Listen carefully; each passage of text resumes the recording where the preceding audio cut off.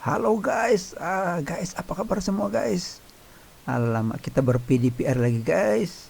Ya ini lockdown disambung jadi kita terpaksa akur lah dengan apa-apa arahan kerajaan guys. Oke guys, hari ini kita sambung lagi kita punya ulang kaji guys.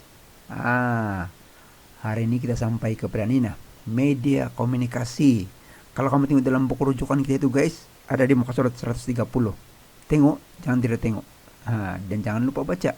Ada juga sana itu. Oke, dan yang ini kalau kita lihat ini media komunikasi ini dalam beberapa buku banyak perbezaan dia punya senarai. Di sini saya ada 1 sampai 15.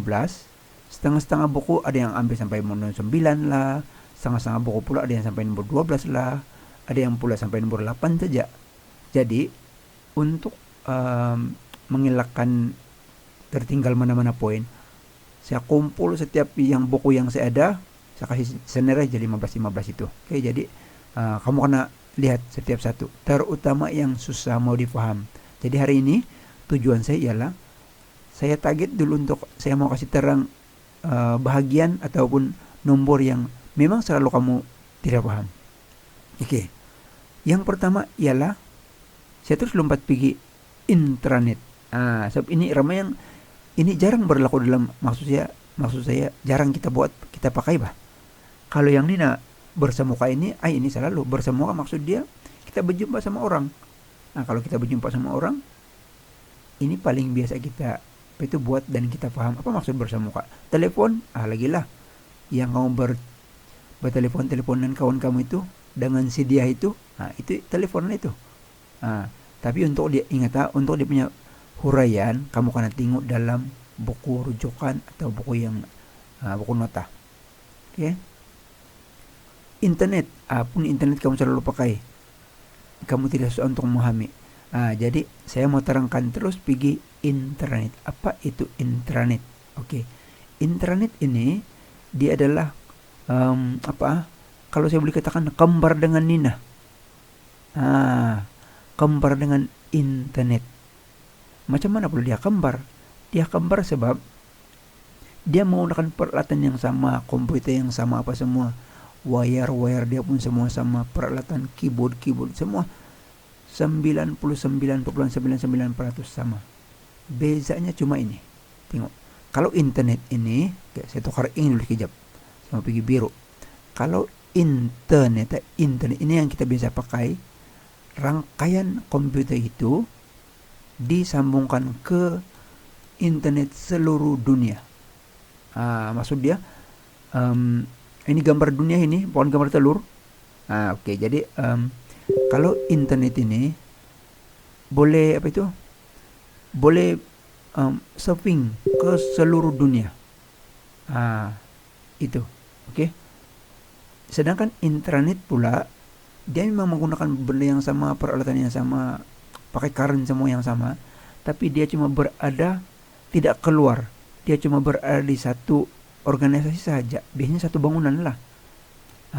Oke, ini mau pakai inline lah. Ini memang kali. Oke, ini ialah nah, dalam satu bangunan sahaja, dalam satu organisasi sahaja. Jadi semua maklumat diorang aja yang boleh capai itu maklumat menggunakan intranet ini. Dia masih pakai komputer yang sama, ingat, masih menggunakan komputer yang sama, cuma maklumat yang diorang capai hanya berada dalam satu bangunan saja ataupun dalam satu organisasi lah. Jadi diorang boleh berkongsi maklumat dengan cepat. Kalau katakan office kamu, tempat kamu kerja ada 5 tingkat bangunan, kamu tidak perlu turun ke bawah pergi tingkat 1 atau pergi tingkat 5 untuk mau pergi dapat maklumat. Tekan di komputer saja terus kamu dapat maklumat. Jadi begitu cepat. Tapi dia tidak akan pakai data. Sebab dia tidak akan pergi ke internet. Dia cuma pakai listrik dan komputer. Oke. Jadi salah satu kebaikan internet ini, nanti kamu baca dalam nota juga itu, ialah menjimatkan kos dan masa. Ada lagi yang lain itu. Oke. Next, saya mau pergi bincang ini memorandum. Itu memorandum itu ialah, ini pun kamu jarang sebagai pelajar ini kamu jarang berlaku, kamu jarang mengalami ini. Bila kamu sudah kerja, oke. Biasanya baru ada, oke.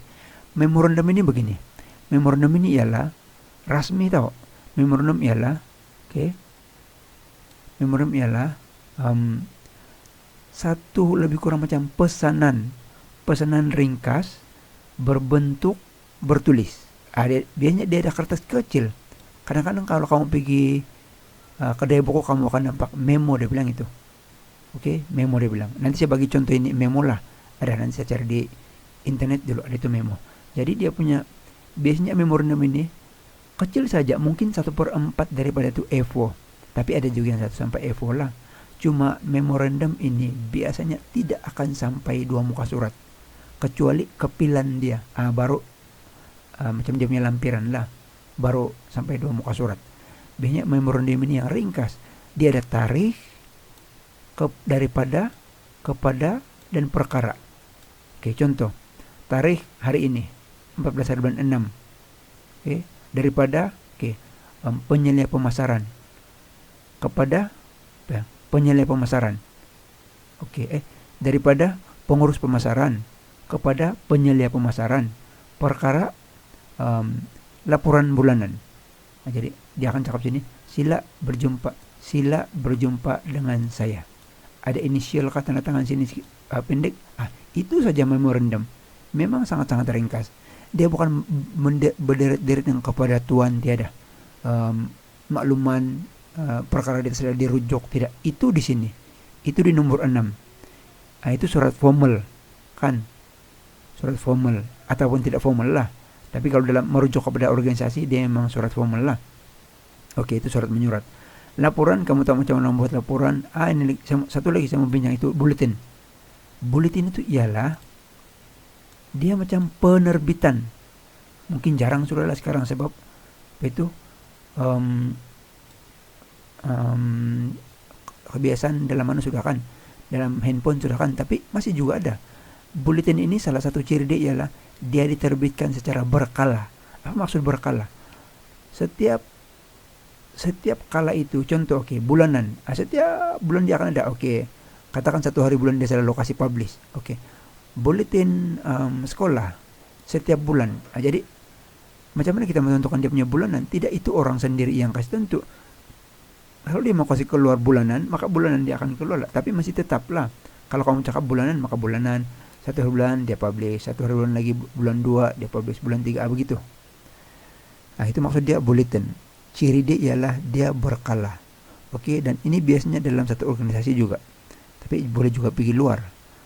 Bulletin. Dulu dia dalam bentuk majalah. Sekarang ini boleh dalam PDF kah, dalam Microsoft Word kah, atau apa bentuk lah. Itu ialah bulletin.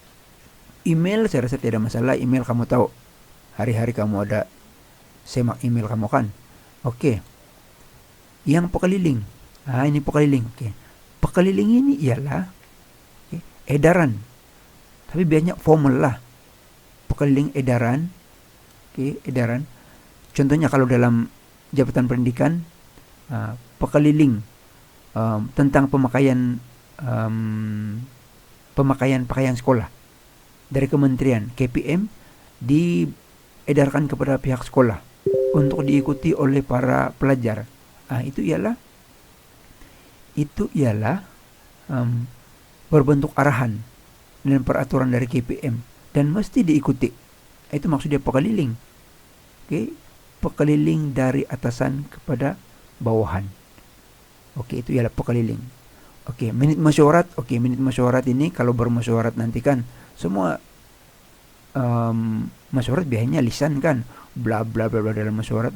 Nanti orang pulang terus lupa apa itu mesyuarat.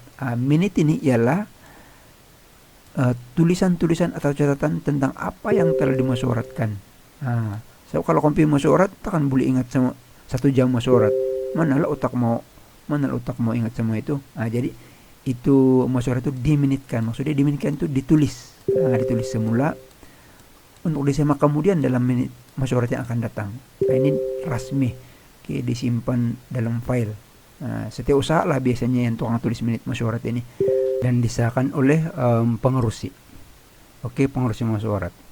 Oke, yang ke-12 laporan bertulis. Ini kamu selalu buat macam sama dengan nomor 7 juga ini. Oke, dan sistem khidmat pesan ringkas SMS. Ini selalu kamu terima di di handphone kamu ini.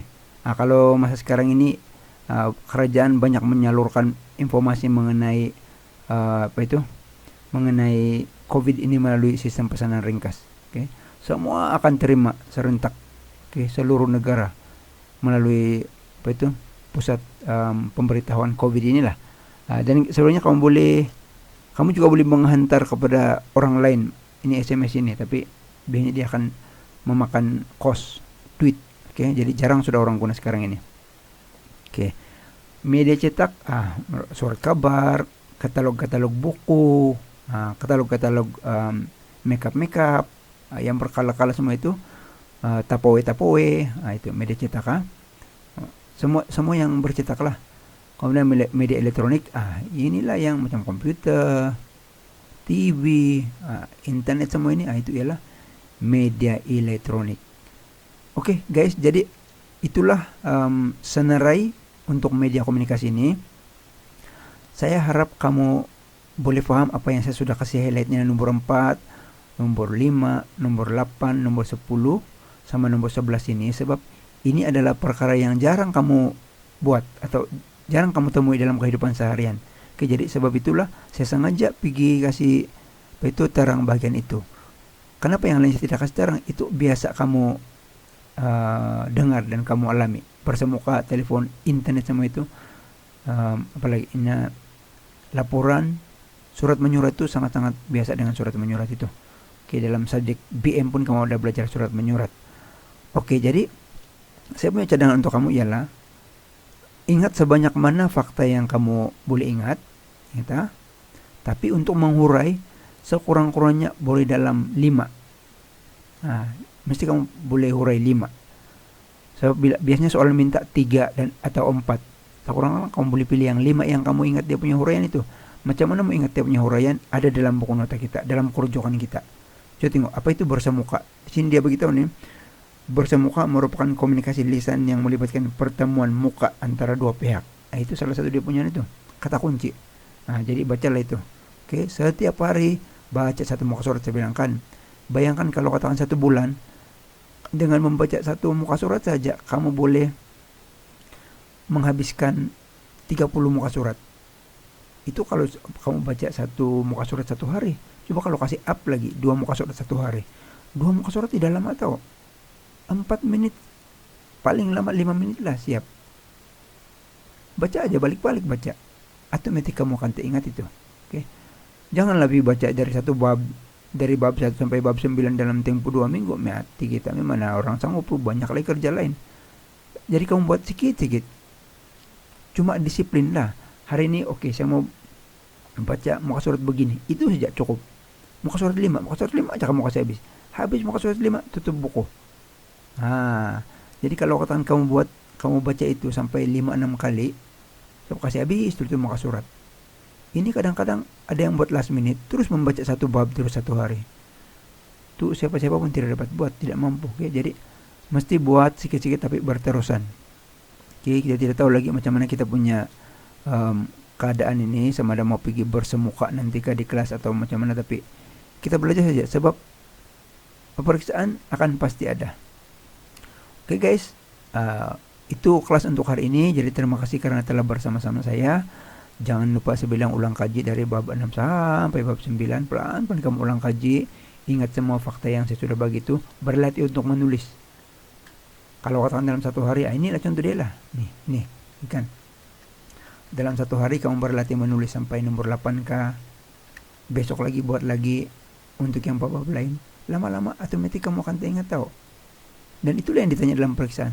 1 fakta guys, 1 markah. Oke. Jadi terima kasih karena telah bersama-sama saya.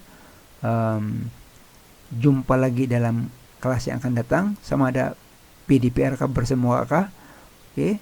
Semoga kita senantiasa dilindungi oleh Tuhan. Terima kasih. Bye-bye.